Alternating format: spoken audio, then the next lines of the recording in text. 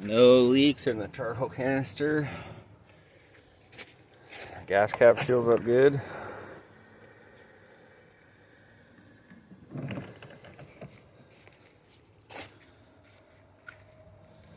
I've tested this valve, which we replaced about 1.5 years ago, and it's testing good. So I think we're going to end up needing a leak detection pump. So this unit here, this is the leak detection pump. So there's 2 ways to check this valve. On this side here, and we're going to apply vacuum up to about 15, and it should hold. And we're going to flip to the opposite side here, switch our pump to pressure, pump it up, same thing, about 15. Looking good.